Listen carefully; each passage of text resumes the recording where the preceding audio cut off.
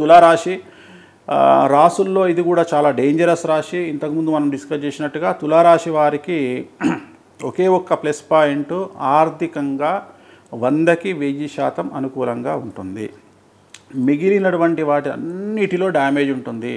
విద్యార్థులకు విపరీతమైన సమస్యలు, ఫెయిల్యూర్స్, ఉత్తీర్ణత శాతం తగ్గడము, బ్యాక్లాగ్స్ ఉండడము, వీసాలు రిజెక్ట్ అవ్వడము, ప్రేమలో విఫలము, చెడు అలవాట్ల వల్ల సమస్యలు, స్నేహితుల వల్ల ఇబ్బందులు, యాక్సిడెంట్లు, అలాగే ఉద్యోగస్తులకు సంబంధించినటువంటి పై అధికారుల వల్ల ఇబ్బందులు, లేదా పెద్ద పెద్ద పొజిషన్లో ఉండే ఉద్యోగస్తులకు, ప్రభుత్వ ఉద్యోగస్తులకు ACB, CBI, CID and ED లాంటి కేసులు, అలాగే కళాకారులకు వ్యతిరేకమైన ఫలితాలు, కళాకారులకు అవార్డులు రివార్డులు రాకపోగా ఉన్నటువంటి అవకాశాలు పోగొట్టుకోవడము, అలాగే కాళ్ళు చేతులకు సంబంధించినటువంటి దెబ్బలు తగడము, ఏదో ఒక అనారోగ్యం మిమ్మల్ని బాధించడము, సంఘంలో చెడ్డ పేరు రావడము, కుటుంబంలో సంచలనం నమోదవ్వడము, రాజకీయ నాయకులు పదవి కోల్పోవడము.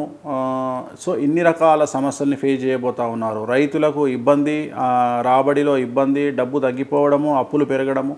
సో ఇవన్నీ తులారాశి వారికి విపరీతమైన వ్యతిరేకమైన ఫలితాలు ఉండబోతూ ఉన్నాయి. మరి రెమెడీ ఏమిటి అంటే తిరునల్లార్ శనీశ్వర ఆలయంలో ప్రత్యేకమైన శని పూజ నిర్వహించుకోవడం ద్వారా సమస్యల నుండి బయటపడతారు.